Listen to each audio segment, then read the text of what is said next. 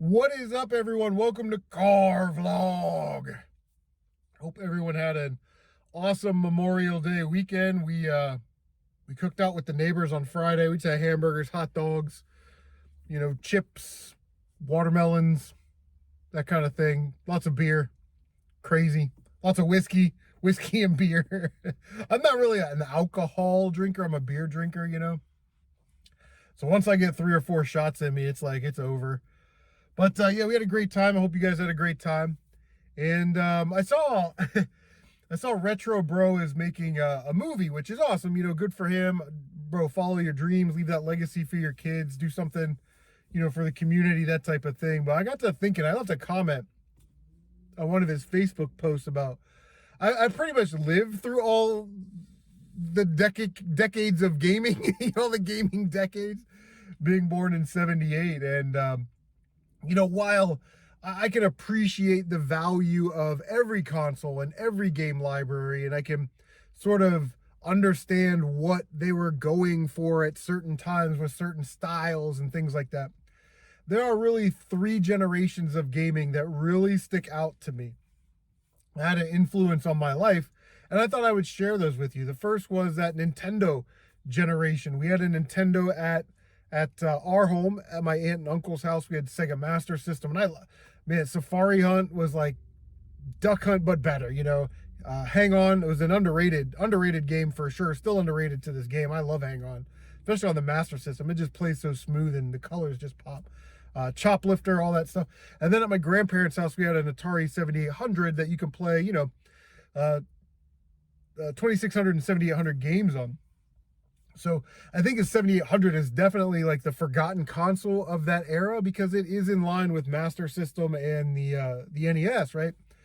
And I'm just so thankful that I had a more eclectic background when it came to gaming. We had Nintendo stuff, Sega stuff, and Atari stuff, and I was exposed to all 3 of those sort of different styles, different generations, or not different consoles rather, at the same time, which is great. I don't have to go back and re-experience them, for the first time as a 40-year-old.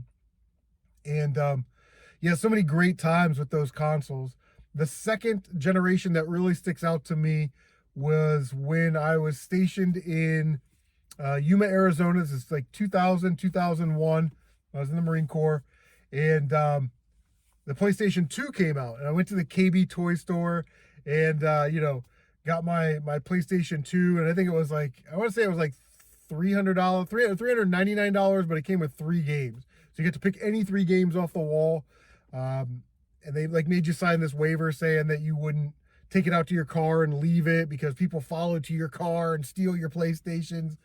And when I brought that back to the barracks, everybody was like, whoa. And then we all kind of had, PlayStations, and we have Madden tournaments and things like that. But yeah, it was so fun, that generation of gaming for me. I think it's just because I was at that age, like 20, 21, like in the military, still a young man, plenty of time on my hands, you know what I mean?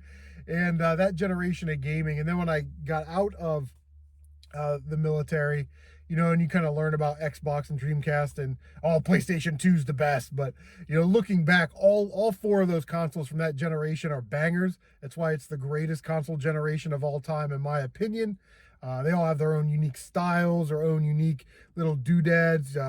When exclusives really meant exclusives, that was sort of like the last bastion for that type of thing. And as we moved into the online realm with the 360, the 7th gen and current, it was kind of that last console generation where you really had to go to someone's house to play, games with them. And I don't think that should ever be forgotten, because once we started to get 7th gen to current, it's pretty much all online. And you're playing Mortal Kombat with your friend in Hong Kong, and yeah, it's crazy. And then the last generation for me is PS4.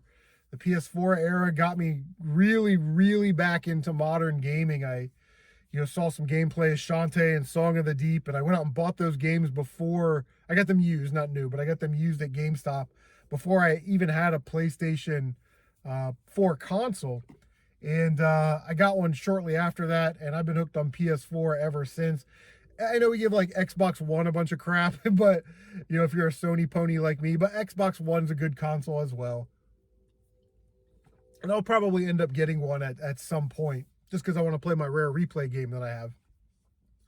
And the Switch just seems to kind of last. It's going to last forever. This is going to be a console that just keeps going, in my opinion. It won't die. It will have a very long life cycle. But yeah, the Nintendo era, 6th generation, PS4 era, those were 3 gaming generations that defined my life as a gamer. And it's incredible. But speaking of Atari, I got some 2600 stuff that you'll see in the next pickup video, and I wanted to test it and then get some of it listed on my eBay store. So I hooked up the 2600 and I started playing these games. There's just something about the Atari 2600. I don't know what it is. I can't explain it into words. I don't go out of my way to collect for the 2600.